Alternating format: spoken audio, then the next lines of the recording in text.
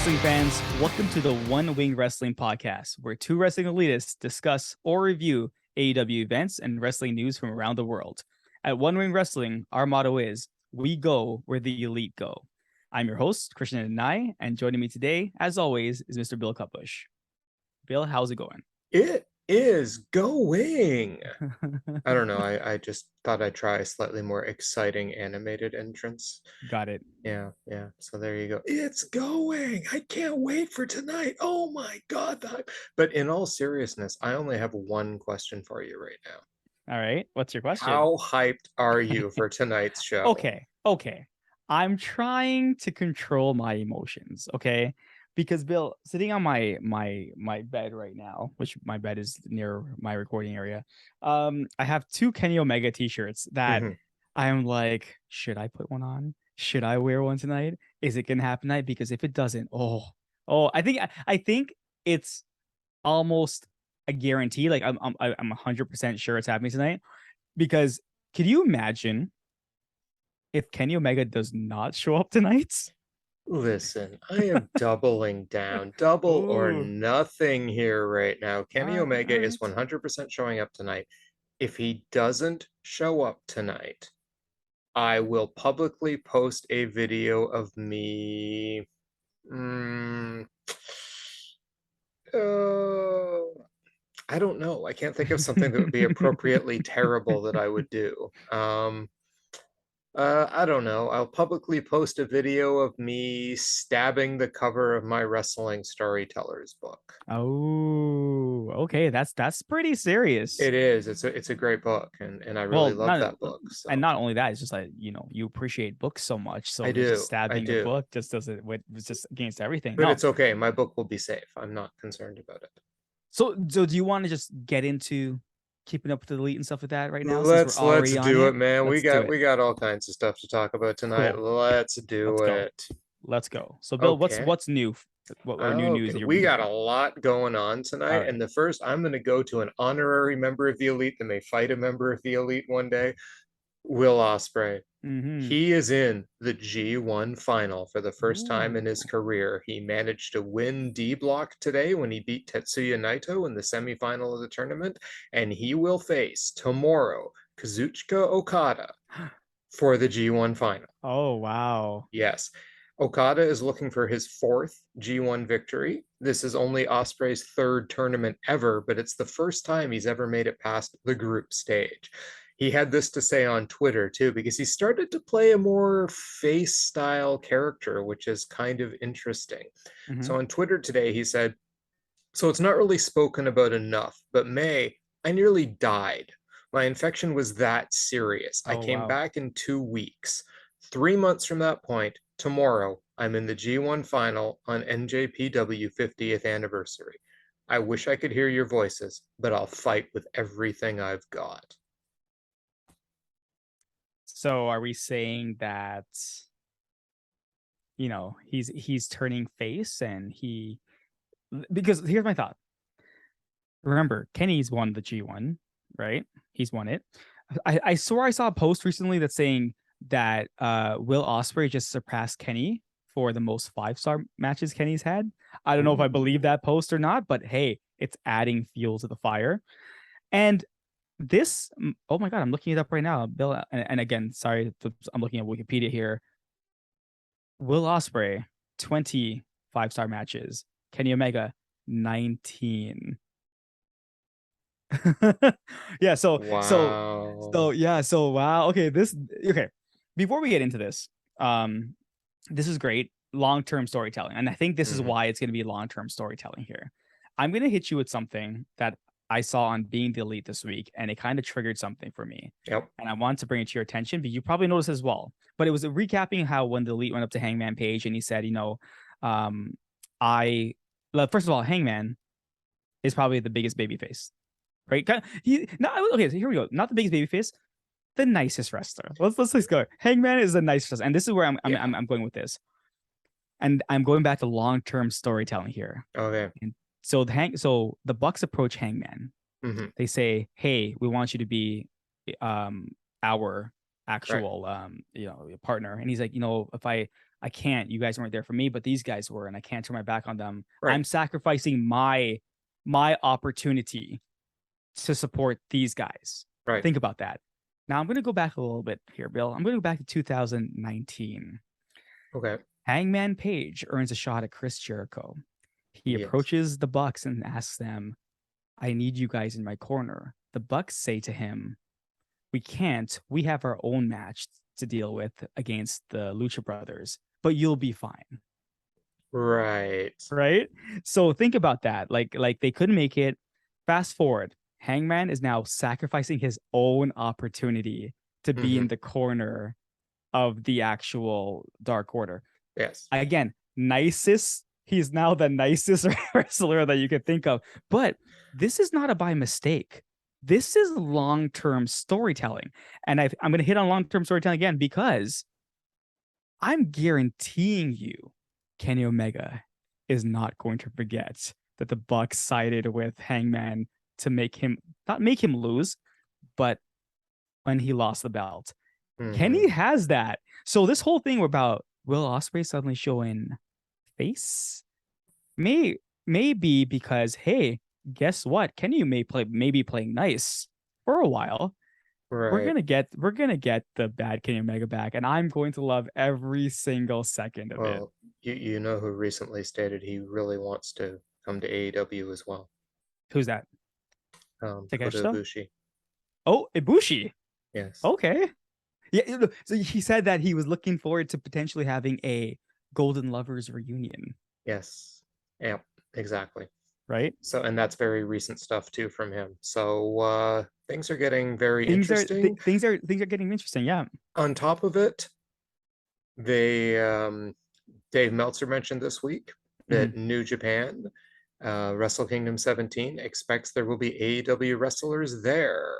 And Dave Meltzer is aware of plans involving some of the wrestlers in AEW for Wrestle Kingdom this year. So yeah, it's getting very interesting.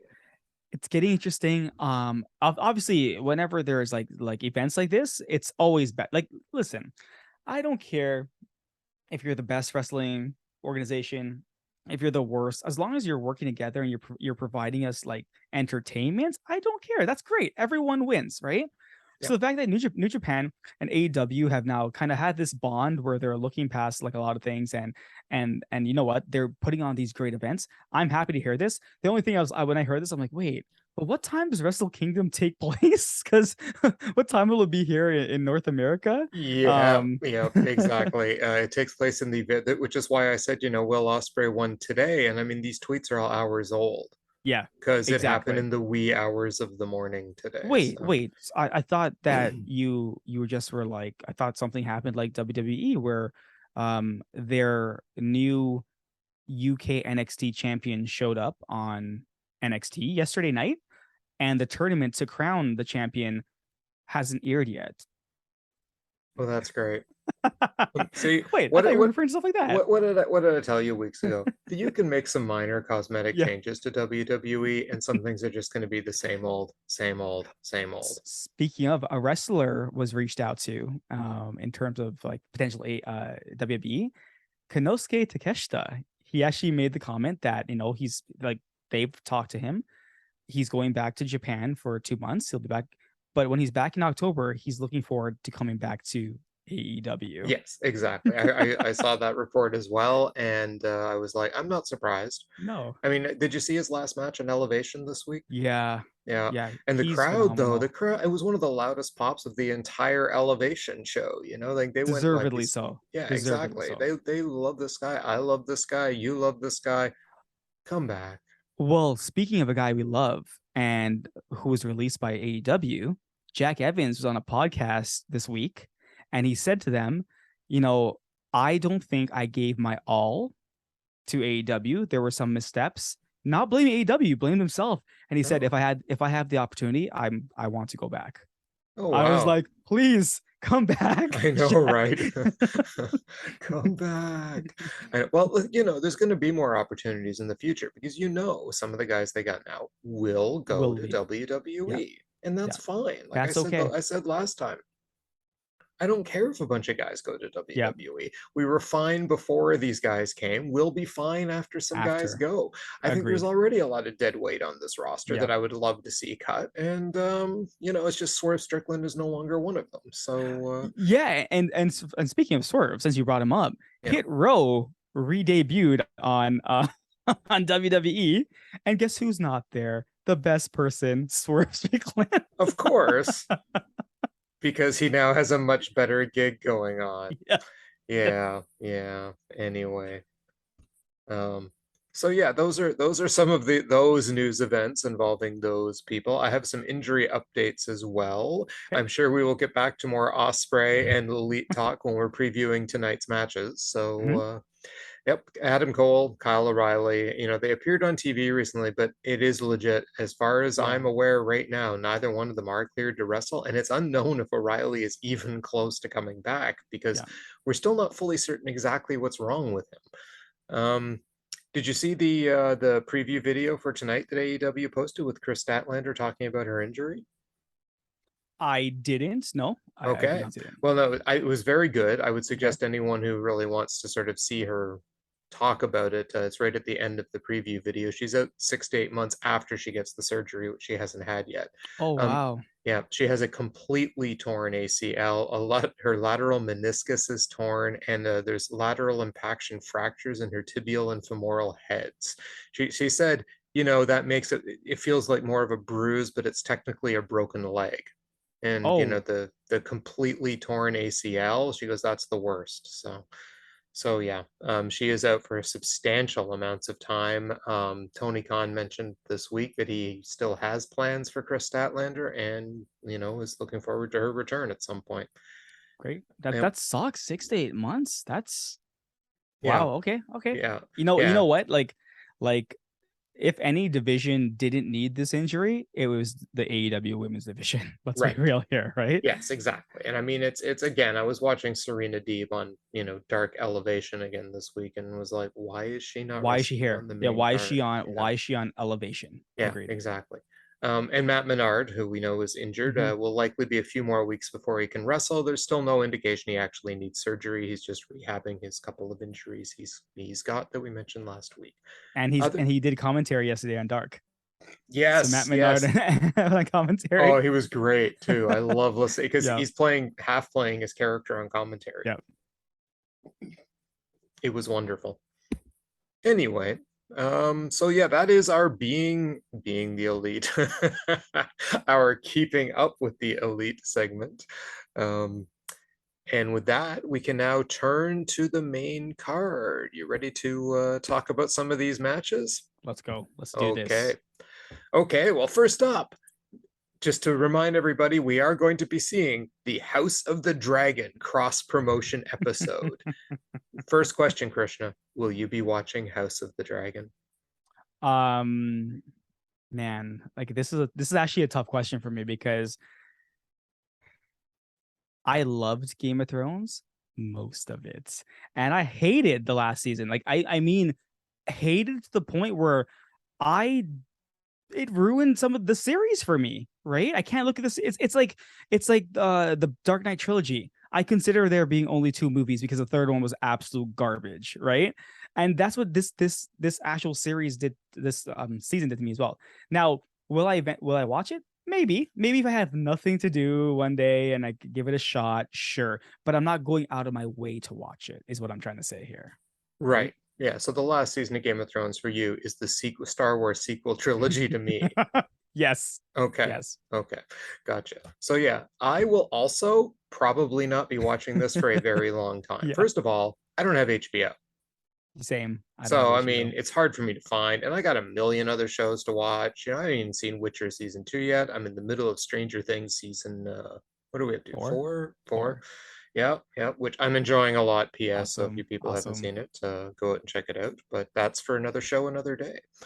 So yeah, neither one of us will be watching House of the Dragon anytime soon. But you know who might be watching House of the Dragon just because it's in his name is Ricky the Dragon Steamboat, who's apparently coming tonight as a guest timekeeper. Yeah, I saw that and I was like, I guess that makes sense, even though Bryan is the Bryan Danielson. Bryan Danielson is the American dragon. We already have a dragon there, right? So I'm like, did we need Ricky? Oh, we need Anyways, all the dragons on this show. You don't understand. This show is so we should get all packed the with dragons from the Dragon's Den, and everything. Sure, why not? We could get the Dragon's Den crew too. Yes, Did you see Chris Jericho's tweet at Ricky Steamboat? I did not. Oh, he was What did like, they say? "You better not be getting in my business tonight." Ooh, I don't want to see an old man get slapped around. I don't Yeah, need that. and if Ricky Steamboat's going to be a timekeeper, it's probably going to be for the best 2 out of 3 falls match, and I It want has to be. zero shenanigans for Has that to be. match. If there are shenanigans, they can have zero effect on the match. I want wrestling. But anyway, to continue, we then have Austin and Colton Gunn versus the Varsity Blondes, Brian Pillman Jr. and Griff Garrison, and this is devoid of dragons. Devoid of dragons. This is going to be such an odd show. You know what I mean? Yes. Like, it's going to be two amazing matches, and I'm pretty sure they're bookending the entire show. To be completely honest with you, like we're gonna get Bryan Danielson first, and then we're gonna get the Elite last. That's my prediction for today. And I'm like, oh, but then we have all the other matches in between. So we'll talk about Austin and Colton Gunn versus Varsity Blondes. Now, I'm obviously cheering for the Varsity Blondes because I like them. I like the Varsity Blondes. Like AEW men division's really good. We have really good tag teams. Like, well, first of all, the best tag teams in the world. Let's be real here. And they have like great characters. Now, Varsity Blondes, they need a little bit of a kind of storyline to go with, right? Besides being cannon fodder to like Austin and Colton Gunn, because they're going to be continuing this feud with, I'm assuming, the Acclaimed. I'm assuming, right? But who knows? Anyways, this match, I feel like it's gonna be like I've said before, Austin and Colton Gunn, they've learned a lot from their dad. Like I'm not saying that Billy Gunn is the best wrestler, but I've seen worse, right? So I feel like these young guys, and this is good. Like these are just like, think about these four young guys, right? It's no one. We're not throwing Chris Jericho. We're not throwing any big name in here. It's just these four young guys are gonna have a tag match, and I'm hoping there's no shenanigans. And I'm actually thinking this match might be pretty good, right? Pretty good. But in comparison to what else is coming tonight, it's gonna just be maybe average at best. Okay, we got 2 tag teams here, neither one of which I particularly give a flying beehive about. Not even Griff. Okay, Just kidding. I know. Griff. I mean, he is Jungle Boy's clone, but He's Jungle Boy. So he's Jungle Boy, right? I like Brian Pillman Jr. Yeah, I think he shows wonderful potential. I can't wait for the day that I see him really blossom. Today is not that day. Agreed. And the Gun Club, I don't care how decent they are in the match. I can't stand this tag team. I keep trying to find something about them. Like, yeah, I can't stand them. I can't stand them. And Fair I don't enough. care enough about the Varsity Blondes. Why is this match on Dynamite? I don't know. Why? I don't know. This is totally an elevation match. Why is this feud with or a the Rampage match? Yeah. or or even Rampage. Like, sure, let's put it on Rampage as one of the matches in between like some of the really good stuff on Rampage. That works. I want to see some of the tag teams that we don't get to see. Where the heck is Swerve and Our Glory? Can I please see them wrestle a match on Dynamite sometime in the near future? That would be really, really great. Can they maybe destroy the Gun Club? Yeah. That would be wonderful. I have a fear that like I haven't really seen a lot from Keith Lee recently. And remember that handicap match Swerve had to be in, and then Keith Lee got taken out, right? Right. But I mean, he was still in the shows and stuff. Yeah, They could do something, anything, right? I mean, there are a lot of great tag. Private Party. I like seeing them wrestle. Butcher and Blade. I would rather see them than either of these two teams. Why am I stuck with this match on Dynamite? Why?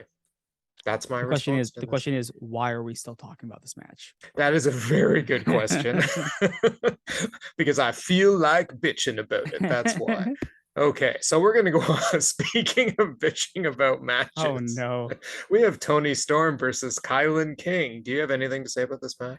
The only thing I have to say about this match is, so what we're saying is we're gonna see Kylan King outshine Tony Storm, one of the main roster people. Someone who, so Kylan King, who only wrestles really on Dark, Mhm. is going to carry this match, is what I'm trying to say. Yes, No, I and have has only that's all I been have to say. wrestling for 4 years. Yes. Yeah, Yeah. yeah, Yeah. Okay, I can't agree with you more. I care even less about this match than I did about the last match, and we have a lot to talk about with some other matches. So exactly. this match, whatever, move along. 9:30. Have a nice night. Yeah, Then we have the first, and we'll go with the order you said because I think I agree with your order. Opening the show tonight, Bryan, the American Dragon Danielson versus Daniel Garcia, the Dragon Slayer, in a best 2 out of 3 falls match. this is so, and this is what I mean. Like, this is a very odd card because you have two amazing, potentially Omega level matches, right? Mhm. And I'm just saying that that's potentially, you can have two Omega level matches tonight. I'm not what disagreeing. what do you choose, right? What do you choose? This match is going to be amazing. Like, that's all I really need to say. This match is going to be amazing. I just hope there aren't any shenanigans. Like, I love that. I don't know if you saw the promo on Rampage with Danielson I did. and yeah, wow, Hmm. right? Wow. Like, that was good, right? He's like, I want the wrestler. He's over this sports entertainer Oh, BS, right? Like, that was really good, and it looked like the look on Garcia's face. I was like, oh, yeah. okay, okay. Did you see the video, the Road to video? It No, was like no, an I haven't. extended version. Oh, okay. I'll just add this in and Sure. then get back. Yeah. So it was very similar to the promo exchange that was on Rampage, right? Garcia was talking about Mm. Danielson being his hero, how he cried when he won the world title. He cried when he retired. And I cried when he came back, and I cried when he retired again. And he went on like that on it. But Danielson came on and it was really good. He said, it took Hangman over 90 minutes to beat me. It took Mox almost 30. Garcia beat me in less than 20. He is what I always thought he was. And Oh that's where he brought in the part about seeing Garcia wrestle when he was 21 in front of 250 people for 60 minutes and how impressed he was and that kind of thing. And he just went on about that stuff and the back and forth. It was that promo on Rampage done even more spectacular, right? It's just, I would recommend anyone, even after go out and tonight, watch it. go and watch that. It's so well shot, and Bryan Danielson is just amazing in it. Anyway, Yeah, and so I couldn't, if someone told me this was going to be the best match of the night, I couldn't disagree with them, right? I couldn't. But I can't call it my match of the night, obviously, for obvious reasons. But I think it's going to be fantastic. I this is the match where I'm hoping there aren't many shenanigans. I guess, again, best 2 out of 3, but we know what's gonna happen. It's gonna go like someone, like, who knows, maybe like Garcia gets the first pinfall and then Danielson goes like 2-0, right? But like, it's gonna be, I want it to be just that, whatever, like, just standard match. Like, I want to see these guys go at it, right? Like, I don't want any Chris Jericho shenanigans. I kind of feel like Chris Jericho is gonna come out and get punched out by Ricky the Steamboat because that's why he's there. But I want Danielson to win fairly because I'm hoping for the rubber match at All Out, right? I don't know what it's gonna be, but these two, Daniel Garcia is the younger version of Bryan Danielson. Like, and he's acknowledged it, right? So it's so funny. Like he even looks like, hey, you look like Bryan Danielson's like little brother or something like that. But it's they're both so talented that I'm actually very excited to see this match. I'm very, very excited. Like, I don't even know what to say about it. I need to see it because I don't know what's gonna happen in this match, yeah, right? yeah, and you know what? I'm gonna say it. I'm gonna say it. Okay, let's hear it. This will be my match of the night. Ooh, who's winning it though? Instagram seems to think that it's Bryan Danielson. They had a Uh-oh. poll on the AEW thing, and Mhm. it was overwhelmingly 91% Bryan Danielson, 9% said Daniel Garcia. I I think you're right. If there's going to be a rubber match, well, Danielson has to win Has to this, win it, yeah. right? But is there a way that Garcia wins it and you'd still end up having the rubber match, right? And that's also possible. Shenanigans. Shenanigans, maybe, or maybe something else happens in the match, or I don't know. Or maybe Danielson's just like, you beat me these many times, but I'm not going down. And then he gets the big win at the pay-per-view, right? Something like that. It could be any of that. But I do think Danielson's winning tonight. Okay. But what we are going to get is a very long match. Mhm. With absolutely insane wrestling. Yeah, I can agree with that. Submissions, counters, fast paced in places. I am salivating over getting to watch this match because it is right up my alley, exactly the kind of wrestling that I love. Right. So I can't wait. This will be my match of the night. I'm also going to guarantee right now, because I'm into guarantees these last couple weeks, Meltzer will give this match at least 5 stars. Okay. I'm saying that out now. So we'll find out. We're going to find out. But competing with it, and I'm assuming your choice of match of the night, is Andrade El Idolo, Rush, and Dragon Lee, of course. Another dragon. Yes. La Faccion Ingobernables, taking on the Young Bucks and a partner to be named in the AEW Trios tournament match. So it's gonna be Brandon Cutler, right? So it's gonna be like the Kenny Omega's music's gonna play, and Brandon Cutler's gonna come out and wrestle. And someone wrote on Twitter, I forget where they were saw it. They're like, Brandon Cutler's gonna come out, he's gonna wrestle with the Bucks, and everyone's gonna realize that Brandon Cutler is a great wrestler. And someone replied, he's always been a great wrestler, right? Did you see his response to someone talking about the match? It had him in his his tiger striped suit, blah blah, and then you see it transform, and he's got on his chromatic dragon gear. And again, another indicator that Kenny Omega is coming back tonight. In the past episode of being the Elite, Matt Jackson was wearing his Backstreet Boys t-shirt. And if you guys don't know, if you're going back to being the Elite, when Kenny Omega and the Bucks went to a Backstreet Boys concert and they wore these specific Backstreet Boys t-shirts, he was also wearing that t-shirt. Anyways, enough about Kenny Omega returning. Let's talk about this match. This is good. This is, as you just said, as you were salivating about the Danielson match, this is my match. Like, this is what I'm here for, right? I'm expecting crazy aerial moves. I'm expecting nothing but a fast-paced match. I don't think there's going to be a slowdown in this match. I'm expecting the crowd is going to be losing their mind in this match. I do predict, obviously, the Bucks are going to win because it's the Elite and they need to sell tickets to all. Actually, I was gonna say they need to sell tickets to All Out, but they're already sold out. Anyways, right. but they so need they sell tickets. They could have the Gun Club versus. Could you? Yeah, but yeah, this is gonna be easily. Could this be, as of right now, the match of 2022? Like, that's how far I'm going. That's how excited I am about this. And I'm hoping that the return doesn't just cloud my judgment here, but ring rust and stuff like that. I'm really hoping that I do see the cleaner come back and I see him at his peak, performance, stuff like that. And I really hope that this match delivers. And this is me just obviously playing devil's advocate, but what if it doesn't? No. It is going to be the match of the night. All of the wrestling outlets tomorrow will be just only talking about this match and Kenny Omega's return guarantee. Unless they find another $5 million under Vince McMahon's bed. But anyway. Even then, that's just becoming standard news every day. Yeah. Oh, there's another $5 million that McMahon paid off to someone, or didn't declare to the Trump Foundation or some other silly little thing with McMahon. To get away from that into something far better, I'm also salivating over this match. Don't get me wrong. I am going to love every second of this match. I hope. Ooh. Kenny's, well, yeah, I mean, I hope that with every match. Yeah. I want to love every second of the other match too, but shenanigans might make me not love some seconds of it, right? So we'll see what happens. No, I am very hyped for this match. I can't wait to see what happens. I can't wait to see the crowd's reaction when Brandon Cutler is the partner.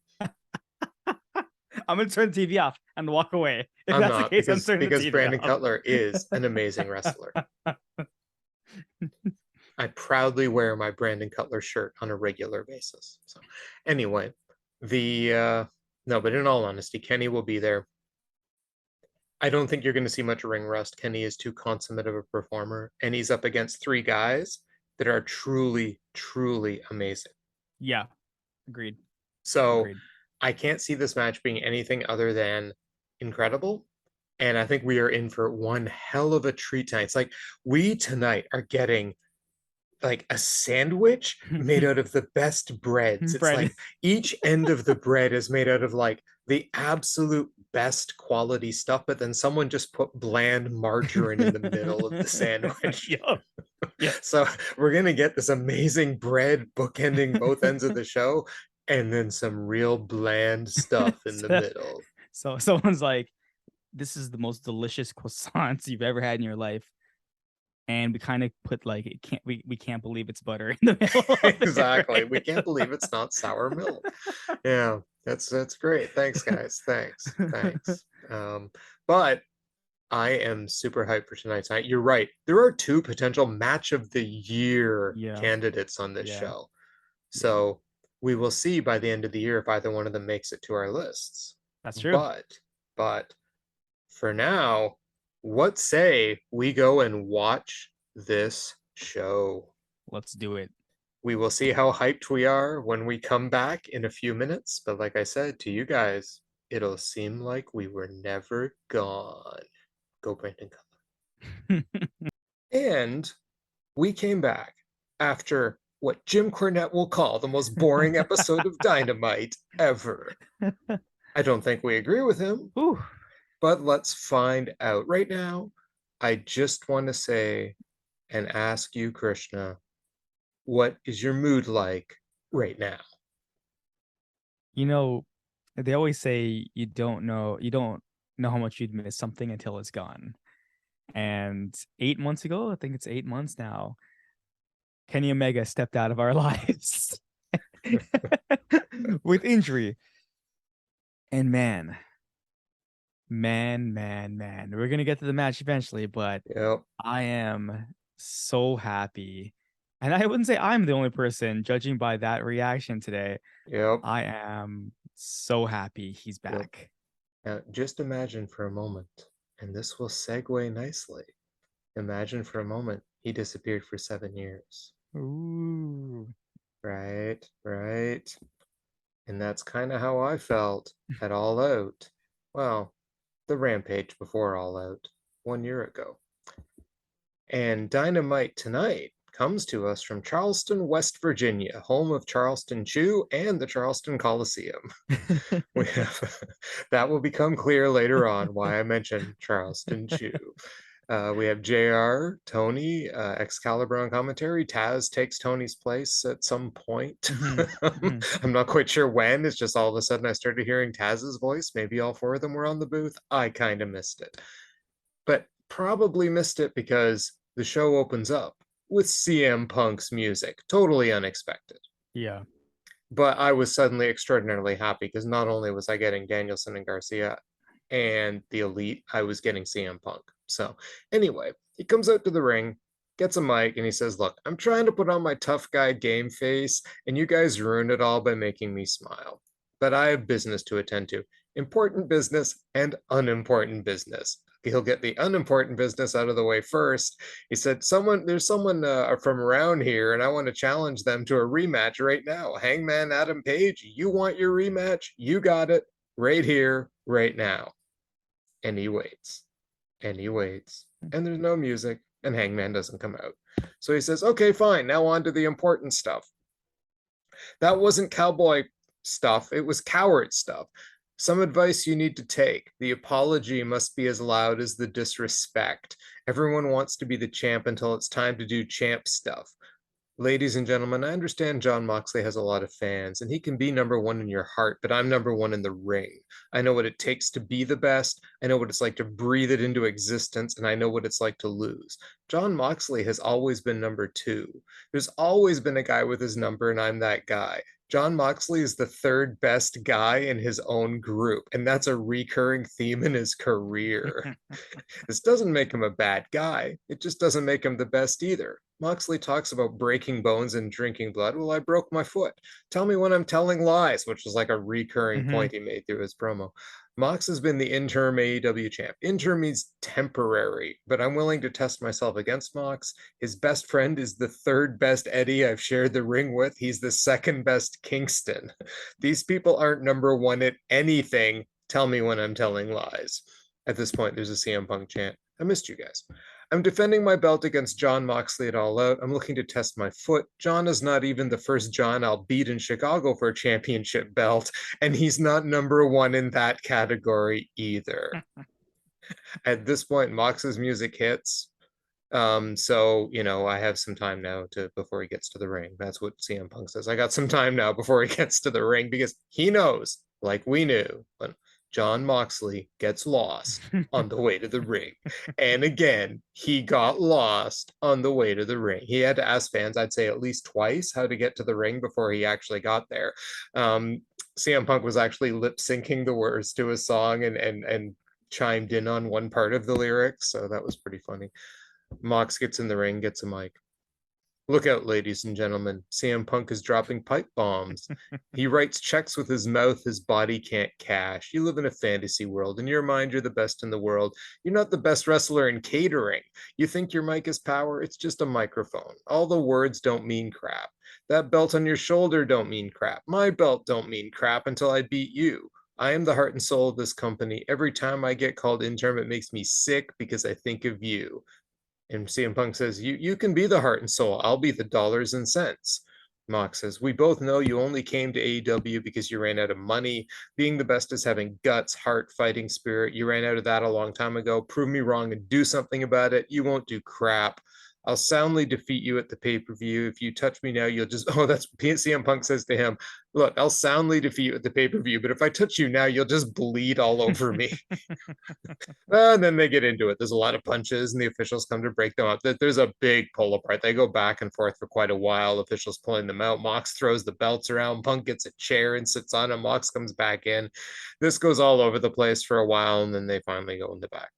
What did you think of these promos and the pull apart? Man, like Punk is back, just spitting fire. Holy crap! Like, I'm sorry. Like, I agree with him.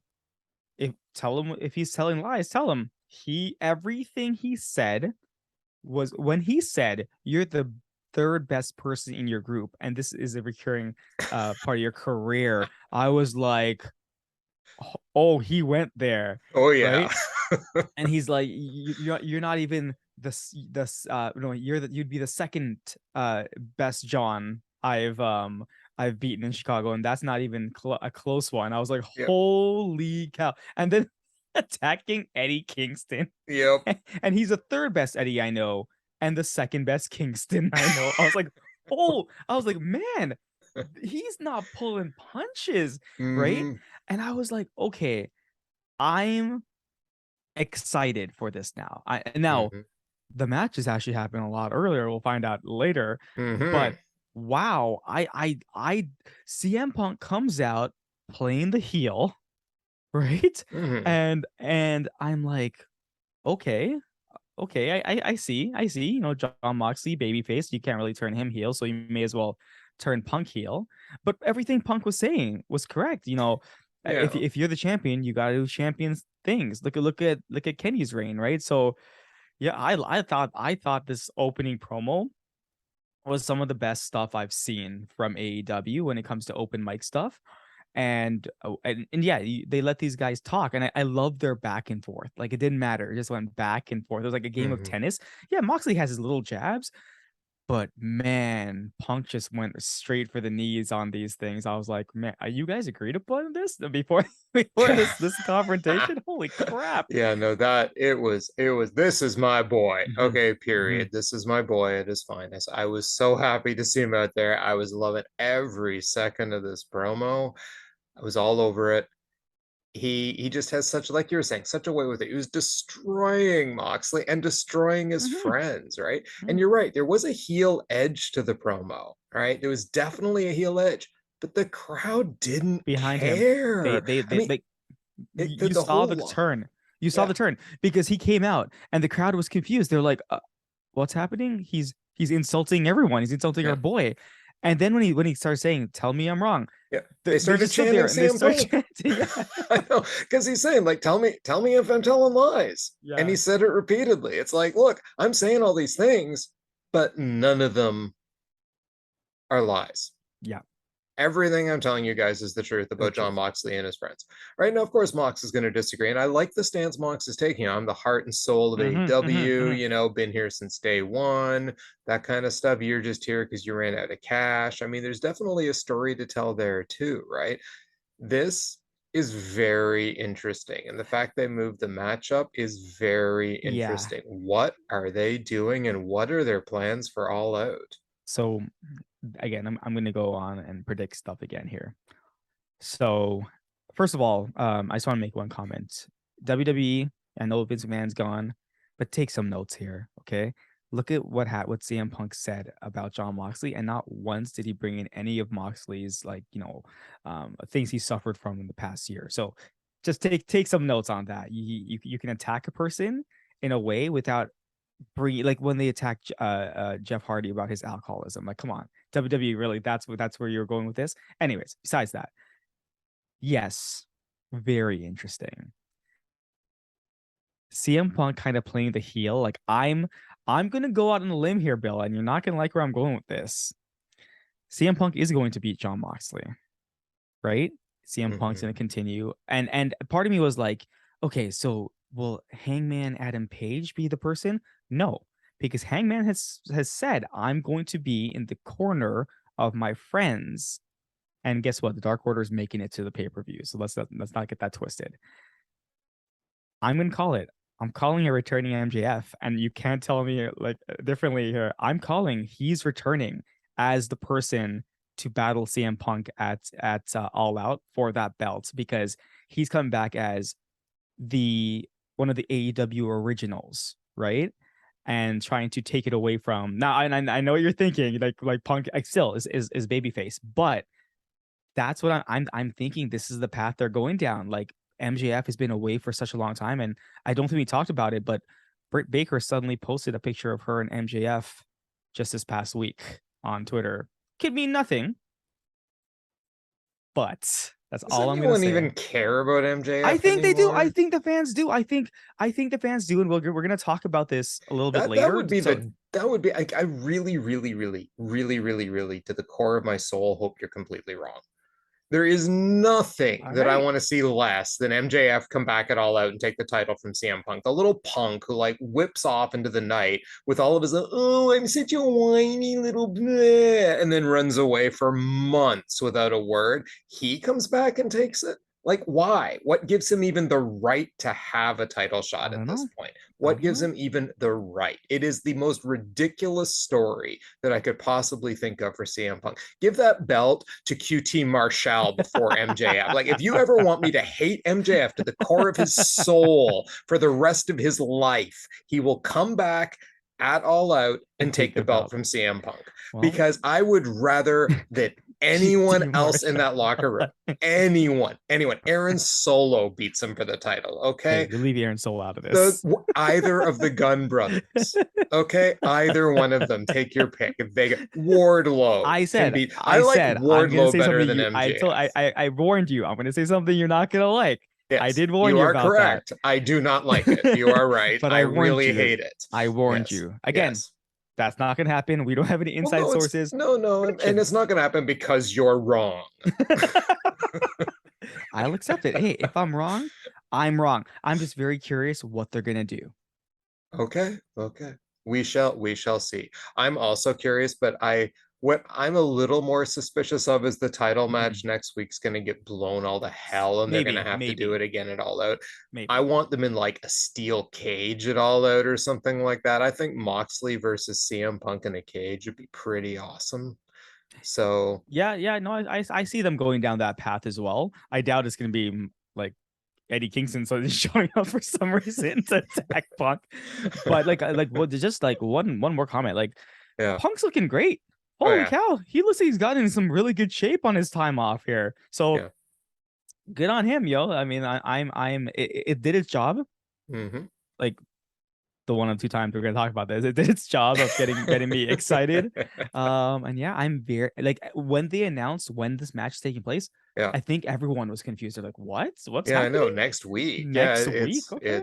yeah, and they don't announce that till later in the show, No. but I mean, yeah, it's very strange. Even JR was like, "We just found this out the same time you Yeah. guys did." I mean, whether or not that's true, who knows? But Yeah, probably not. still, yeah, it's kind of a shock. It's like you're going to put this major title match on next week. Well, you just gave me a really good reason To to watch watch. next week's Exactly. Dynamite. Exactly.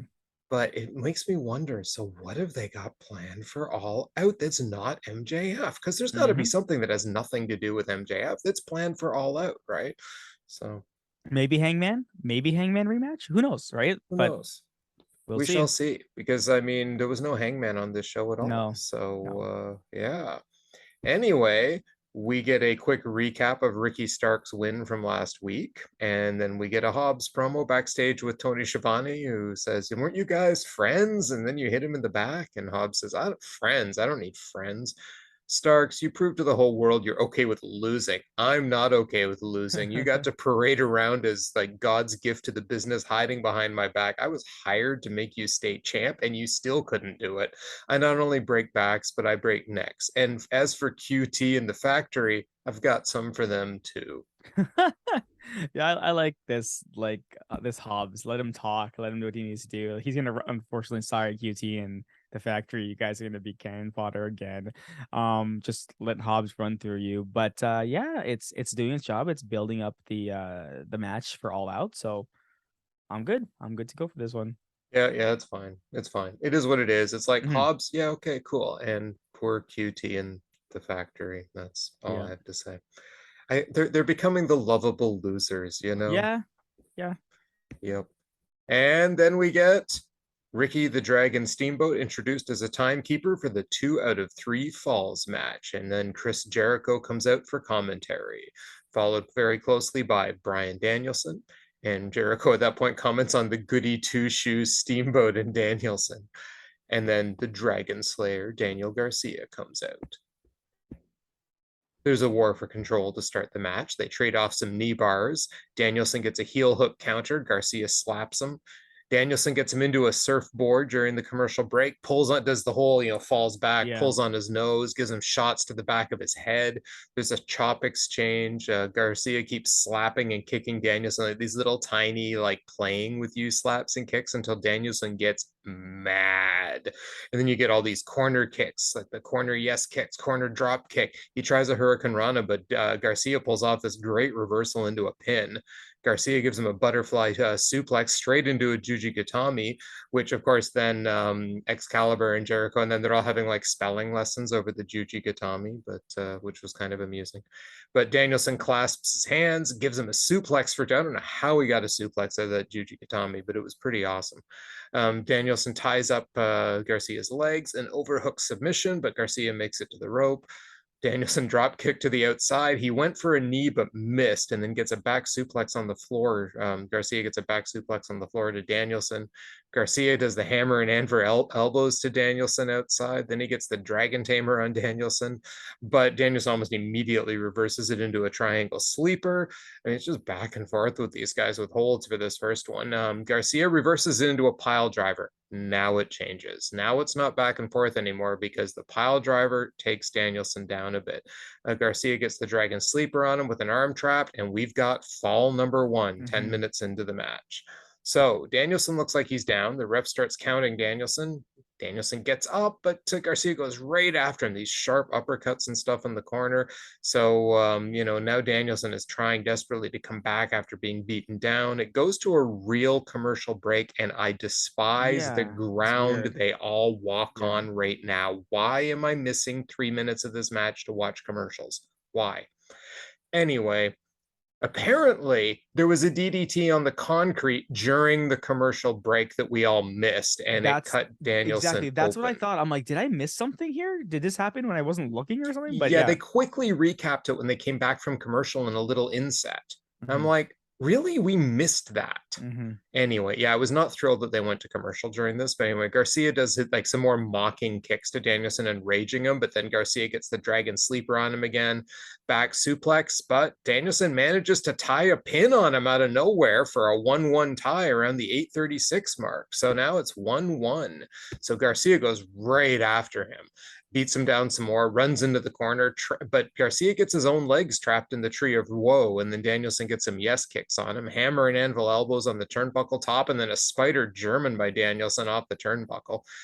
Danielson with a missile drop kick. He stays prone, but then kips up like that spot that he had in the Hmm. last match where he did the missile drop kick, stayed down. It was a callback to that. He manages to kip up. There's a tope suicida, kicks to Garcia on the outside, throws him into the ring post. They do this back and forth tug of war, throwing their shoulders, each other's shoulders into the ring post. And both men are just down on the outside. At this point, Jericho cuts in and says, Steamboat is cheating. So Danielson barely beats the 10 count back into the ring. And we get yet another commercial break, but fortunately it's picture in picture. Both guys are down. Garcia gets up on his knees and yells. Like this point, they're both on their knees yelling at each other. They start chopping each other. And then Danielson gets into like a yoga pose in the ring and he's like, come on, hit me. And Garcia starts with some chops, then he's doing running knees, and every time, everything he throws at Danielson, Danielson keeps sitting back up into the yoga position. Finally, Danielson pops up and just drills Garcia, and there's a bunch more yes kicks, but then Garcia's staring at him from a kneeling position, going, yeah, come on, and he takes all the kicks Hmm. Danielson will throw at him, and then clobbers Danielson, locking him into the Dragon Tamer. Danielson counters to the label lock. Garcia tries to roll through, but Danielson rolls through again too, and then Garcia counters it with a pin. Whew. Danielson shrugs off a corner drop kick, Busaiku knee from Garcia for two. There's knuckle locks now on the knees, and elbow exchanges. They're getting to their feet. I mean, these guys are just killing each other. Danielson comes back again. Garcia gets pummeled to the ground with elbows. Then his head gets almost kicked in, but Garcia counters and kicks Danielson's head in. But Danielson reverses again. There's headbutts to the chest, and he finally gets the kicks to the head on Garcia. Danielson locks in a triangle sleeper, ties the elbows, smashes him with some elbows. Garcia picks up Danielson, trying to get out of the hold, but Danielson gets him down, reapplies. Garcia keeps fighting, and Danielson flips it over into the label lock. Garcia's fighting, but he finally goes out. Danielson gets the second fall and the victory. Before we get to the aftermatch stuff, what did you think of this match? Yeah, they called this match the rubber match, and I'm like, oh, I didn't realize they had fought before as well, right? So I'm like, okay, Mm, I guess it was 1-1. Yeah, this match was great. I mean, it just proves my point, and I was saying earlier, like literally, Danny Garcia, Daniel Garcia, he is the younger version of of Bryan Danielson, right? And it was on full display. The things these guys are doing, the reversals. I did like the beginning where they just kept tying each other up and they didn't know this everything was a reversal. Um, it was a very, very, very, very good match. I really did enjoy it. I was like, wow, this is what I wanted from these two, right? And they threw it all. Like these are one of the matches where you look and you're kind of like, why isn't this match on a pay-per-view? Right? Like we're yeah. lucky to have it on a regular a cable broadcast, but why isn't this match on a pay-per-view? Right? This is the type of match you save for a pay-per-view. But hey, we got it. And I thought this match was absolutely fantastic. Yeah. Match of the night for me. Absolute match of the night. It beats the main event for me. Hmm. You know why? And I'll tell you why. Not only were there so many holds and intricate counters, the story in this match was so good from beginning to end, and including the aftermatch stuff we'll get to in a minute. But even just the in-ring story, they start off, Garcia's not totally taking it seriously, does those kind of kicks until Danielson gets mad, right? They're going back and forth, back and forth, back and forth, right? And then the pile driver happens. And now we've got Garcia in control, and it's Danielson coming back from underneath, right? Like, he is the underdog now. And Danielson plays the underdog role so well. Yep. And that whole sequence up to the second fall where Danielson squeaks it out and then Garcia's getting mad and a little bit desperate, and they ramp it up. And then that commercial break sequence, which, I don't know why they had to do it in the commercial break, because it was so vital to the story, where they're each hitting each other and no selling it. Like Danielson with his yoga pose, like Garcia with the, kneeling and just taking it all, right?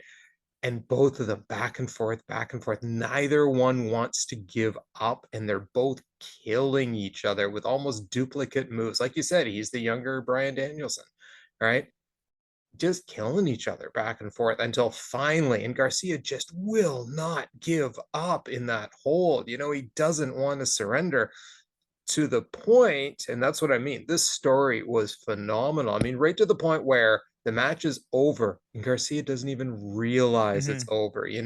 He's like, he's lying there and he crawls over to Danielson thinking he still has to fight him. I mean, he's got nothing left in the tank, and Danielson's just leaning against the rope, and Danielson starts to applaud him and gives him a show of respect. He gets up, gets the crowd to cheer for Garcia, and then he offers his hand to Garcia. Now, at this point, Jericho's pissed off. He's run down to the ring. He hits Danielson from behind, but then Garcia grabs Jericho. The crowd at this point is going nuts for Daniel Garcia. Like, they have turned on a dime on this guy in like 2 minutes. Yeah. Jericho warns Garcia to think about his actions, and the crowd starts chanting, "You're a wrestler." Yeah. And Garcia's looking like they leave it off, and they didn't let this breathe at all, unfortunately, because AEW likes the extremely fast changes of scene. But Garcia's looking back and forth between Jericho and Danielson, right? And he looks confused. And that was the end of that. What did you think about the aftermatch stuff? It was good. Like, I mean, part of me is I don't want Daniel Garcia to go back from his to wrestler, because I think him as a sports entertainer, the cockiness is perfect for his character. But part of me thinks he's going to join the Blackpool Combat Club, right? And it's something I thought was a no brainer from the beginning until he joined the JAS, right? Um, I thought the aftermath was interesting. Jericho kind of saying, "I'm gonna let this one slide because clearly you were dazed," and stuff like that. Um, yeah, I don't know. Like, I don't think there is going to be a Bryan Danielson versus Daniel Garcia at the pay per view. I'm thinking it might actually be him versus Jericho at this point, right? Right, and him beating Jericho, because they're gonna push him. They're gonna push this kid, right?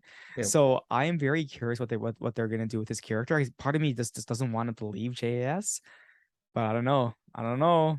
I mean, we got to look at this for a second and look at that crowd Mhm. reaction. Hello, people. This is how you build a young star, right? Because this is exactly what Moxley and Danielson said when they set out to form the Blackpool Combat Club. Yeah. We're going to recruit these young guys and bring them in. Well, they got Wheeler Yuta, but they haven't really added anyone No. else. So, yeah, they're recruiting Garcia. And as usual, it takes a match like this. I mean, after that combat, and for Danielson to give a guy who said Danielson's his hero that much respect after a match will mean something to Garcia, Yeah. right? It's really, I think you're right. I think we're going to get Garcia versus Jericho at the pay-per-view. Now, I think it's going to be a shenanigans-filled Oh yeah, mess, yeah, yeah, yeah. Of course, of because course. I can't see it being clean to start with. And Jericho and his group will always have their shenanigans because they are the pinnacle of sports entertainment. And yeah, will I be sad that Garcia won't necessarily be a sports entertainer anymore? Yeah, but you know what? He's learned how to cut really good promos. Mhm. He's gotten his feet under him in a big way, and they just made a star out of him. I think it would be foolish of them to not take advantage of that now, right? Or the alternative is he tells, Danielson, yeah, I could come with you, but I still owe Jericho for where he got me. And then he becomes kind of like a dissenting voice inside the Jericho Appreciation Society. He's hanging out with them, but he's not happy.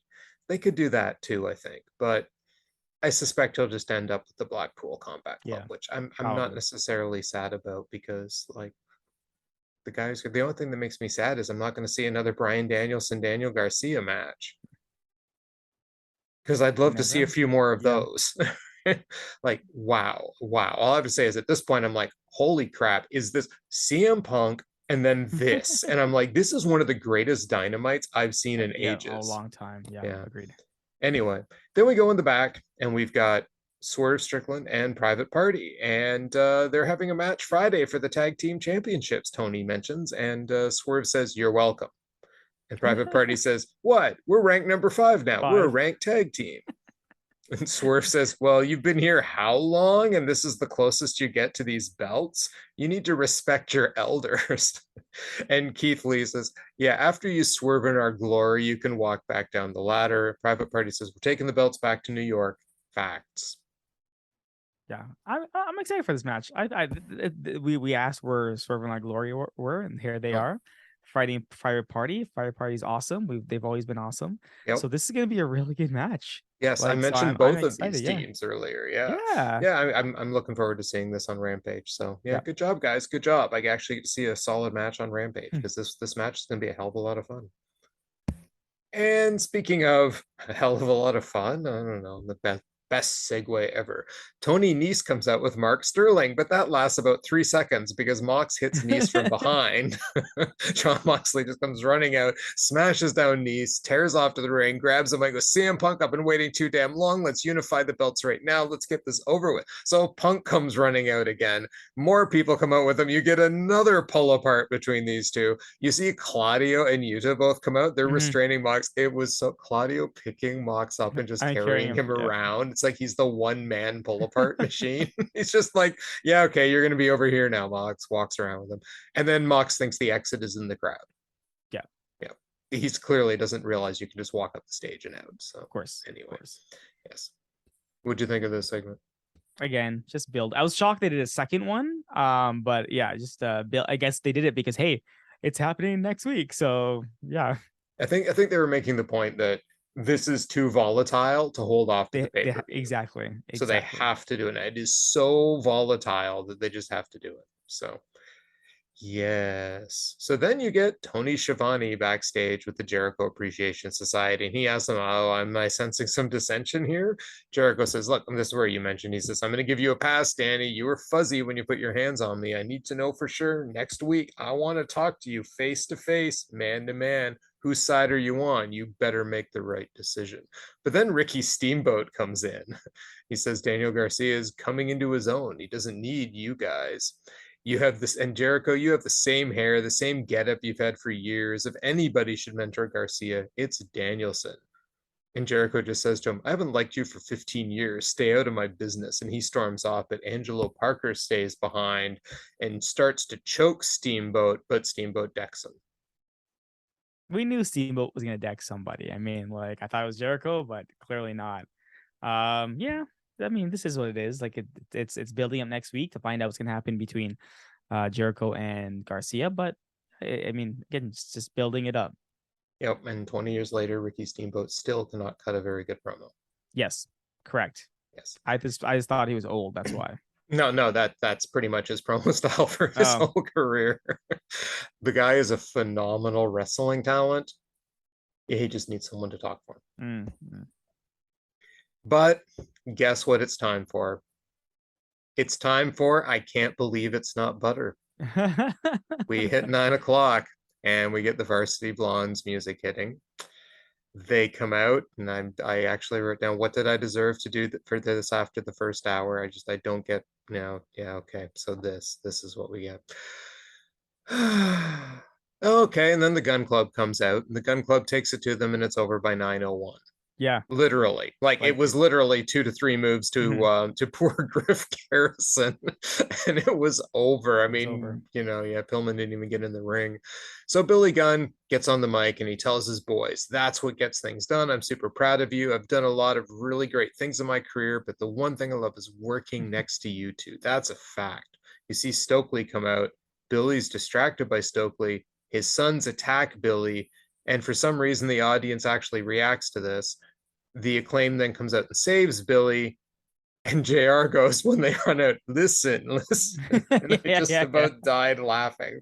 Um, then, of course, they scissor me daddy-o. Billy joins the Acclaimed. I'm nonplussed. And JR says, "Never ask me to do that." And I couldn't agree with him more. JR, my voice tonight. Yeah, this is again is what I was talking about with AEW giving the fans what they want. This was like first of all, this Stokely guy, like everyone's like, yeah, he's such a great talker, he's so good. I barely hear him say anything ever. He just shows up and hands people cards. I'm like, okay. And you just get out of my face. I'm so sick and tired of this guy. Anyways, building up a stable. Um the gun club comes out, not the gun club, the Acclaim comes out. Like the Acclaim, like they don't need Billy Gunn, but the pop they were getting with Billy Gunn, hey, you know what, whatever. I don't care either way. I just like the Acclaim. So if they're with Billy Gunn, who cares? If they're without him, who cares? I just like the Acclaimed, and I'm just glad I saw the Acclaimed. A little disappointed I didn't get any rap from Max Caster today because they're coming out for the save, but that's okay. I'm Yeah, okay with that. I like the Acclaim, but they need to do something else. Mhm. Something else. I'm so bored of this. That was a very mid segment. Now we go on to having probably the worst bite of the "I can't believe it's not butter" as we get the Satnam Singh and crew talking. There's a trios match at All Out. I want to shoot myself now. Go away. I guess I need to eat and have a bathroom break at All Out. Yeah. That's my I recap of that segment. I don't even know what they were saying. I went to the washroom myself, and I was like, I came back and I heard Sanjay Dutt going off. I'm like, why is this guy on TV still? And then Satnam Singh said something, and I thought he was speaking Punjabi for a second. And I'm like, oh wait, no, he's not. He's speaking English. So I was like, okay, sure. Now when we go to the next promo, I'm a little excited for something, but I didn't care for this promo at all. So Yeah, me either. Like I said, I guess I need to eat and have a bathroom break at All Out. So then we get uh Pac. And he's mhm. there with the rest of Death Triangle, and he said, "United Empire, Aussie Open, William Ospreay." "Billy, you like to parade around like the best Britain ever produced. I beg to differ. I'm looking forward to next week, very much so. With my brothers beside me, we are unstoppable. We're built for this tournament. If you don't know how dangerous we are, you must have had your head in a box. See you in Cleveland. I hope you're ready." Yeah, no, this was a good promo. I'm like, hey, Pac's back in the US, so that's good. I love the comment of you must have a box on your head. Hint, Mm-hmm. hint, Kip Sabian. Mm-hmm. And yeah, this is interesting. Like I'm very curious, like what's gonna happen. Will Death Triangle lose because of Kip Sabian, right? So 100%. yeah, so let's things are happening. I'm excited, and yeah, let's see what that how that match is. Hey, Will Ospreay and Pac in a ring together. Come on, man! Like it's like Christmas. We're getting Yep. Christmas in August right now, I know. so Look at next week's Dynamite. yeah, This match, and we get CM Punk versus John Moxley for the title. yeah, Hello. Sounds pretty darn good. So we got a brief bite of bread again. And we do okay with the next thing, I think, because Jungle Boy comes out and he gets irritated by the pyro smoke. But he gets a microphone and he says, "A couple weeks ago, I came out with a special t shirt and it got me in a lot of trouble. They told me never to wear it on TV again." Fair enough, but boy, oh boy, did that shirt hit the nail on the head. For weeks now, I've tried to hit Christian every chance I got with my hands, with a chair, even with a car, and he's done absolutely nothing. And I mean, me personally, I would never take that, but that's me. The way I see it, either I can chase you until I get my hands on you, and I will, or you can man up and face me at All Out. Unless, of course, the shirt was right and you're too big of a, and Christian's music comes on.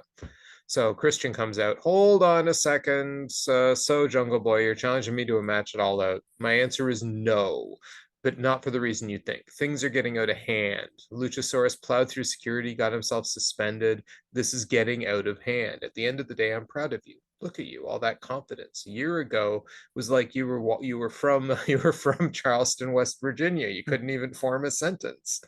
I went home and did some formulating. Frustration boiled over when you lost the belts. We said some things, did some things neither of us meant. You got a little personal, but I understand. Oh, Christian, I don't want to fight you. I don't want to wrestle you. I want to fix it. So he tells him, man, I love you. Like let's work this out. Come back home.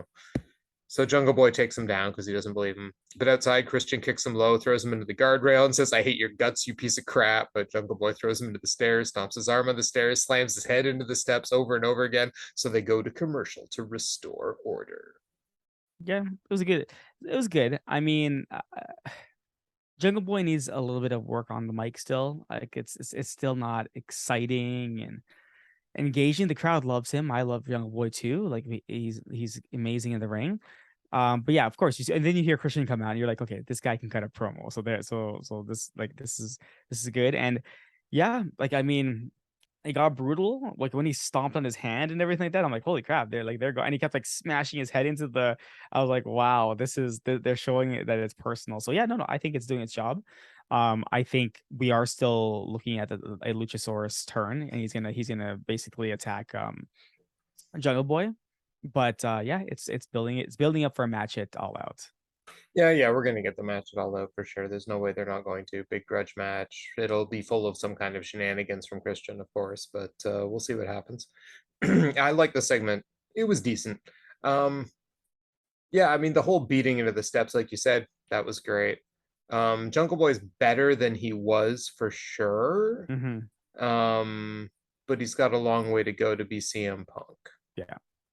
So I didn't hate his promo though. I wasn't bored listening to him or Yeah, anything. of course. I mean, his delivery's gotten better. I mean, the thing is he's young and we're watching him grow. His weakness was promos, and he's getting better. So, not everybody in the entire business is going to be the best promo ever, right? I Yeah. mean, you can get better as time goes, practice, etc. He seems to be getting there. So, kudos to him. I am mildly interested in this match, but other than that, Yeah, fair. And then we go in the back. We've got FTR with Wardlow. They've accepted the trios match. No one messes with the pinnacle, but not the pinnacle of sports entertainment, just the regular boring pinnacle. August 17th, the best pro wrestler on the planet, Dax the Axe versus Jay Lethal next week. Yeah, that's what I was talking about. Like, I don't care about the trios match. I care more about the Dax versus Lethal match, because I'm gonna have to agree with Dax here. If not the most improved wrestler of the year, like this guy, the matches he's had when Cash went out, like wow, he was having like hey, want to say 5-star? He was having some 5-star matches, and I'm talking wrestling matches, right? Like this guy, he's not a high flyer or anything like that, but I thought he's been a fantastic wrestler. I wouldn't be surprised if he did win Wrestler of the Year, but obviously I don't think he is.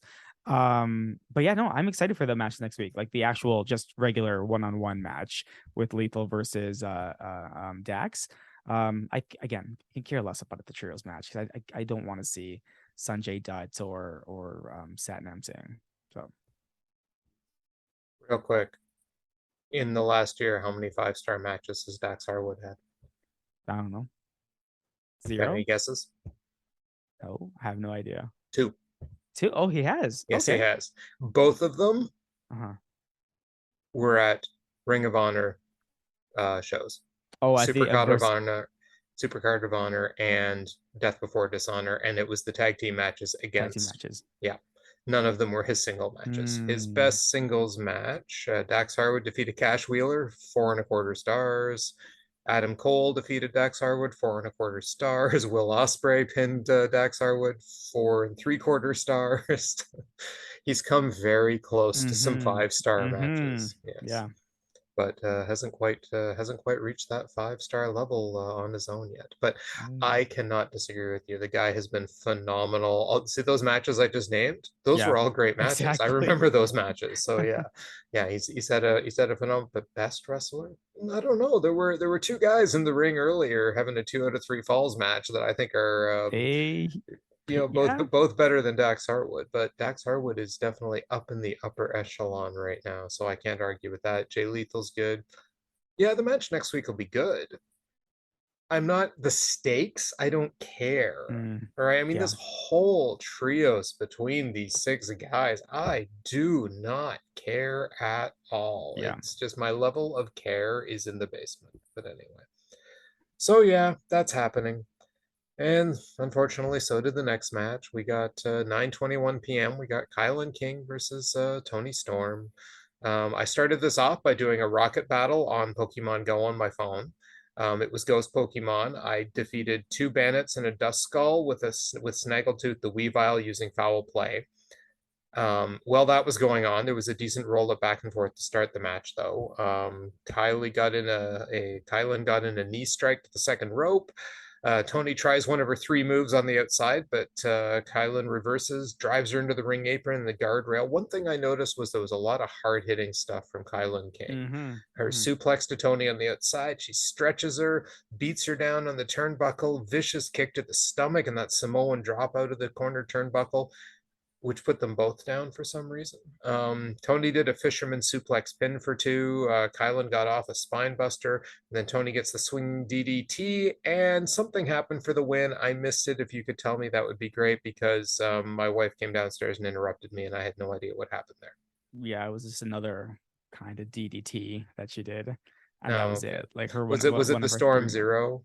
No, no, it wasn't. It was like a DDT. I have no clue what it was. Oh, Um, and yeah, that was it. Like as I said, this match was going to be carried by Kylan King, who did most of the work. And that's exactly what happened. I don't know how they're building a Tony Storm versus Thunder Rosa match, because yeah, Thunder Rosa's expression after the match, where she was supposed to be looking kind of upset or angry. I'm like, yeah, that's how I felt after watching these matches. I just didn't care. It wasn't a terrible botch filled match, right? Better than some I've seen, but yeah, it's again, I'm telling you that Tony Storm is not the best wrestler in the world, and no. But yeah, you know who is pretty good? so Kylan King. Kylan King, I told Yeah, you, yes, yeah, she's actually pretty good. I enjoyed yeah. watching her wrestle. I was pleasantly surprised by her. So if there's one good thing that came out of this match, it was the fact that, well, I caught the dust skull after the rocket battle. But beyond that, it was the Kylan King, fact that Kylan King is actually a pretty good wrestler, and I would like to see more of her, because she looks like she kills people, and yeah. I admire that in a woman. So okay. Then we get a Trustbuster Best Friends promo, which unfortunately, again, I missed most of it due to the continued interruptions. Yeah, no, it was funny because no one cares about the Trustbusters, but the best friends are just hilarious on their own. Like at one point at the end, they're like they put their hands on top of each other and they're like, we're gonna win the trio championships or the trio, we're gonna win the match against the Trustbusters this Friday or something like that. And then they all started saying it, and it was all mixed up because they were all saying it at the same time. And I'm like, you know what? I mean, Trent, you're a great wrestler, but Chuck Taylor and Orange Cassidy, like they just make me laugh so much. They're so ridiculous. And like, again, I go back to Chuck Taylor pulling out the chainsaw for the cheating Yep. against. I'm yeah, I don't care for the match. I don't. I hope the best friends just destroy them. Yes, please. Um, but yeah, the best friends are so funny. Like Yes, I with their can't with stop the laughing. Trustbusters new member, Sunny Kiss. Yeah, I don't care. I know, I guess they had to give him something to do. Anyway, and that's when they tell us that we're getting Punk versus Mox next week. But then we get to the main event of the night. We have La Faccion Ingobernables versus, well, starts off as the Bucks, Steamboat, guest timekeeper again. And so now the hype starts to build when the Bucks music hits. Brandon Cutler hands Justin a piece of paper. And I wish I was a faster typer, but the parts I got, he has held an unbelievable amount of titles. A huge list, 346 days as AEW championship. It's a big list of accomplishments. PWI, top ranked wrestler, Sports Illustrated top wrestler. And when he comes here, he eats Charleston Chews, or he says Charleston Chew is his favorite chocolate bar. 277 days he's been out, and he introduces Kenny Omega with Don Callis on commentary. Don Callis and a returning Michael Nakazawa as well. This is true. Right? And a returning Michael Nakazawa. You are right. Yeah. So before I even get into the match, how are you feeling at this moment? We knew this was happening today. I prepared myself for this happening today. And when Brandon Cutler handed that note to Justin Roberts, my adrenaline just kicked in, and I'm like, oh my God, it's happening. And then he started reading it, and I was like, I felt like I was in the crowd. Like, just it's funny, they went through the crowd, and people were saying, oh my God, when Kenny's name was being announced. And I'm like, I get it. I understand. The woman in the front row crying. Yeah. I felt it. I was like, you know what? I couldn't. I don't think I've ever missed a wrestler this much ever in my life.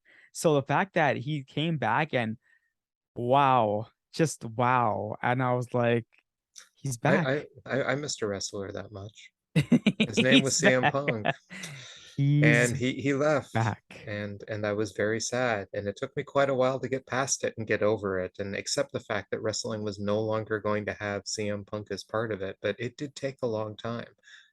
And then he came back anyway. So then that was pretty awesome. And both for that and today, I will safely say, maintaining my masculinity at its utmost, my eyes were not dry. No,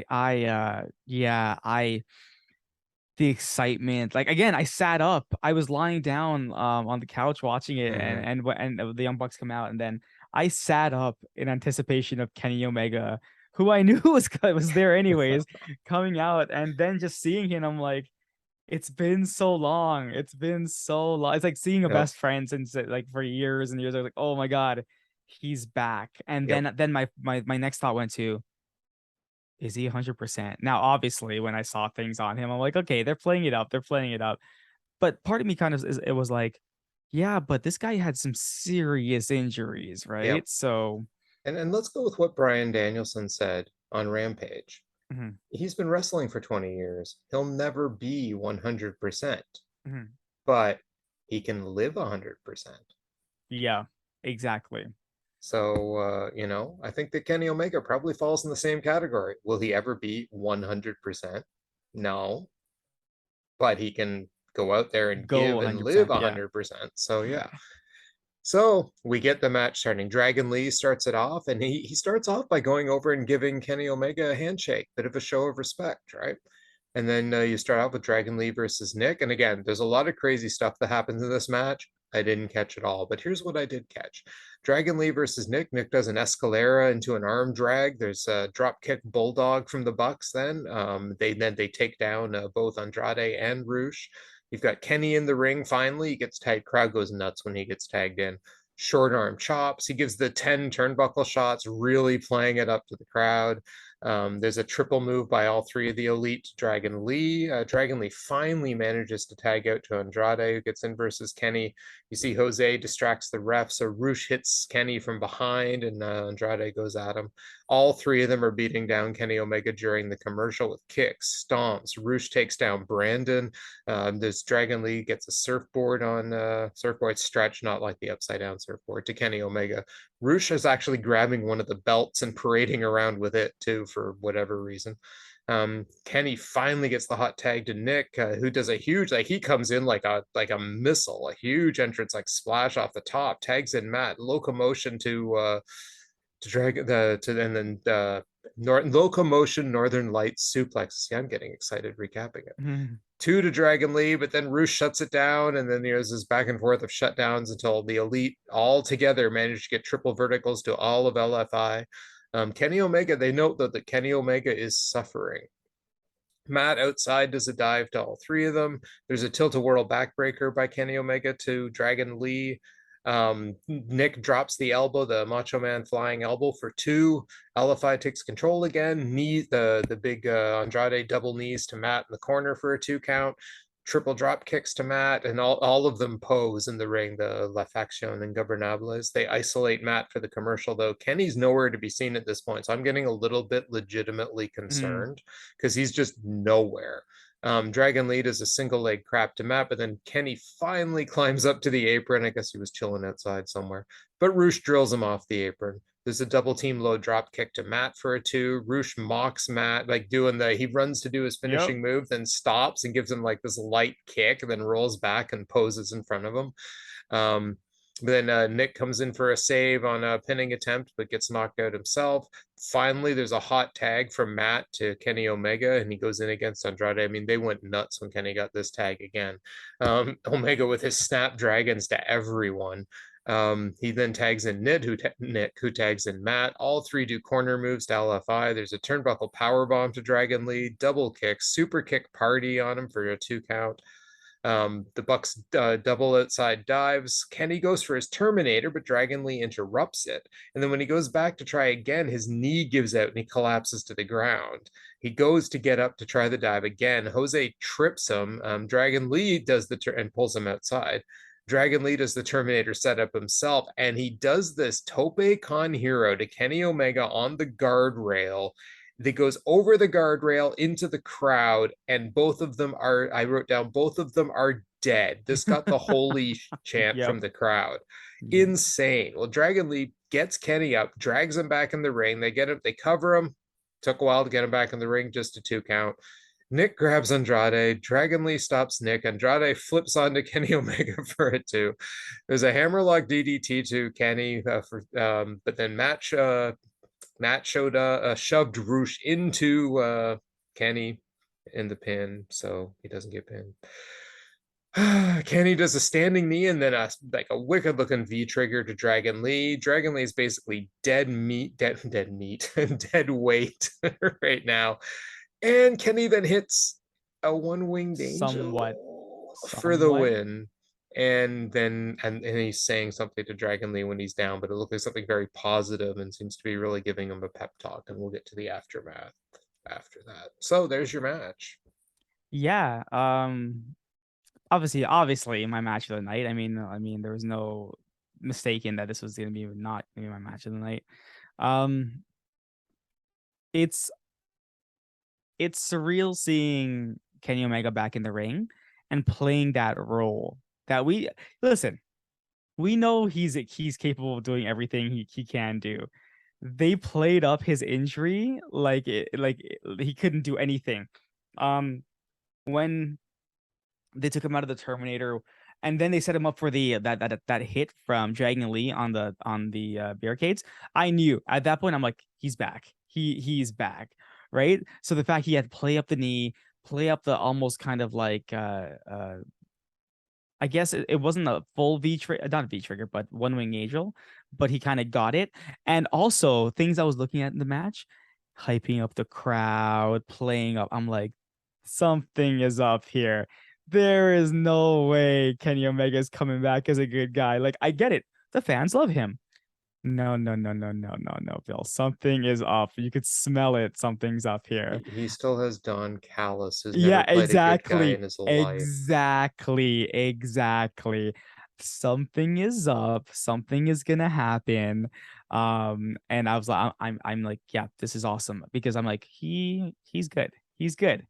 He's more than good. Yeah. Like, Let's take a moment to appreciate the storyteller that is Kenny Omega, because he told a wonderful story in this match. Now, I got to admit, the story in the match itself overall, there really wasn't much of one besides 2 tag teams going at it. The only story in the match was Kenny Omega, and this is also why, for me, the Garcia Danielson match gets match of the night, because it told, for me, a better story.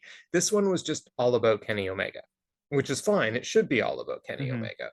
But that kind of detracts a bit from the overall storytelling. Like, it kind of left LFI out a little bit, like they told a bit of their own story at the end that we'll get to in a second. But Kenny Omega as storyteller is phenomenal. Yeah. I mean, he told the look, I'm back and I'm going to do all these like real crowd pleasing moves to start it off. And then, it looks like he has problems, ripping his brace off and throwing it on the ground, right? He's all pissed off, taking forever to get back to the apron, right? The whole like leg collapsing. But you're right. If he's taking that move outside the ring, he's fine. He's fine. He's Completely fine. 100%. It looked Yeah. like he got really mad at Roosh at one point when he was shoving his leg away. Cause like Roosh was shoving on the side of his head and he just grabbed him. He was like, Yeah. looked at him. Um, I don't know if that was put on or if his head was being shoved on a little hard, but either Hmm. way, whatevs. But yeah, even down to the one-winged angel, right? It's interesting that he did that, and I like too how the announcers are emphasizing no one kicks Kicks out of out the of the one win. one-winged Yeah. angel, Yeah. right? Which is just like another little nod to Mr. Will Ospreay and his, kicked Little out kick out. one-wing But angel. even his little like his flip where he does like the fireman carry and he Hmm. flips Oh, and and he he kind of blew it. Yeah, falls. I'm yeah, like, that looks like it was on purpose. There yep. is no way Kenny Omega misses that. So No. yes, I'm telling you, something is afoot here. Oh yeah, for sure. No, and I think they're gonna play up the fact that he seems kind of injured because it gets the crowd hesitant too. It gets the crowd into the match. Like, ooh, is Kenny really okay? Is he not okay? Did he come back too soon? Like he's so good at playing on people's emotions, which is like the sign of a good storyteller. And he played on our emotions during this. Remember, I was like, he hasn't been on that Is he? apron in a long Yeah, time. sure. Please don't be lying outside somewhere with a doctor. Thanks. Because you just got back, man. But yeah, it was wonderful seeing Kenny back in a ring. I can't wait to see where the story goes next. And we got a little bit of a story at the end with LFI too, when we got they had Dragon Lee in the ring after Kenny had said to him, great job, and gave him a little talk. They took his mask off, they beat him down And then after the feed helping. cut. Yeah, Hmm? then the feed cut. And Then the then the feed feed cut. cut. I was So like, this is weird. Like magic, like Nick Jackson runs back to the ring and the feed cuts, and you're like, yeah, wait, exactly. It's what? like, do we get to see later some video Yeah, on YouTube where we find out what happens after this went off the air? Because yeah. it looked like they were going to go help Dragon Lee Hmm. because Hmm. Kenny was showing so much respect to him after he'd shown respect back and blah blah blah. But is it just the Young Bucks going to go back in and save him? Is Kenny just going to kind of stand there? Because I don't know. It'd be really interesting to see what actually happened there. But AEW likes to throw things off the air real fast all the time. Hmm. It's if I have one criticism of AEW, it's the continuous, can we not let anything Breathe. breathe at all? Let's just cut to the next thing, make your mind shift gears. It reminds me of WCW, Yeah. only with Yeah. better wrestling and real segments. Exactly. Better wrestling and better storylines. I Yeah, agree. yeah, exactly. Yeah. So yeah, tonight's show, what'd you think? It was fantastic. Like that's all I can like. Yeah, you're right. There were a couple things in there that I was like, well, sure, whatever. But I did not expect the punk thing. That really surprised me. And I got Kenny back, and I said it, I've been waiting 8 months for this, Yep. and it was worth it. You know what? It was by far worth it. So I'm telling you, like the pop itself was on the Omega level status. Just the pop and how excited I got from his pop was on the Omega level. Just that alone, his return was Omega level, and of course it is because he is Kenny Omega. Yep. Can't agree with you any less, meaning that yeah, I totally agree with you. I realized, man, I bobbled that saying. That was Omega level. Kenny Omega coming back. It can't be anything but But Omega Omega level. level, Yeah. yep, So I mean, we got Kenny back, Omega level. yep. I am gonna go out and say that CM Punk promo off the beginning, that was an Omega level That promo. that was I said CM Punk just spitting fire. I couldn't Yeah. believe what they were saying, Yeah, it right? was amazing. I mean, it got me. I'm like this is why I love Hmm. CM Punk, right? I Hmm. mean, my straight edge superstar, you know, good job, guy. Good job. Tear Mox apart.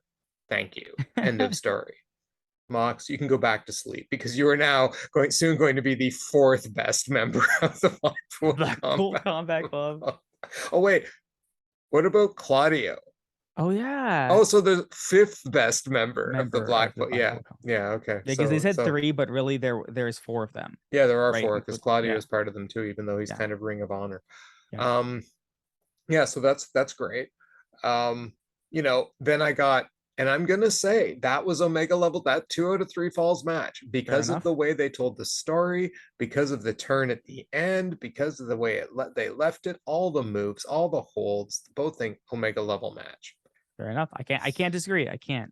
3 things tonight. And I remember know. last week I was like, man, we're gonna be talking about this Dynamite as a potential Dynamite of the year by the end of the year. Yeah, And then they followed up with this one, with where this, yeah, the only problem I have is the I can't believe it's not butter middle yeah, part of the show, the where it filler was like part. really filler stuff, Yeah, right? yeah, Like the show really took a bit of a sleepy walk through some stuff for a couple of segments. Brought up a little bit by Jungle Boy, but not too much. It was yeah. kind of mid, and then yeah, blah blah blah. But yeah, overall, loved it. I'm gonna call this an Omega level Dynamite. I mean, in comparison, I don't see how we can't, right? In comparison to what we've had even all year. Mm-hmm. This by all means is no mega level dynamite. Just by like think about the three things that happened today that sent it to that level, Yeah, right? So I couldn't disagree with you. yeah. No, I had a great time watching the show. Great time Yep. watching the show. Same. But all good things, as we know, must come to an end, and that about wraps up our review of tonight's Dynamite. But before we go, it is time for our one phrase that summarizes the evening for us. And I'm going to go out on a limb and guess that Krishna's I'm gonna guess that Krishna's may have something to do with a certain great one. I was gonna say like the great one's back, blah blah blah blah blah, but I'm gonna go with the first Kenny Omega T-shirt I ever bought, and the phrase it had on there, which applies to today and from now on. Kenny back, change the world. That's it. Nice, nice. Well, he certainly has changed the wrestling world. Yes, he has. So my thought of the night is, last week I mentioned the whole CM Punk thing. Look in my eyes, what do you see? Well, this week it's I hear the battle cry under the devil's sky. That's right. And with that, we shall say good night as the great one always does. Goodbye, everybody, and good night. Bang. Good night, everyone.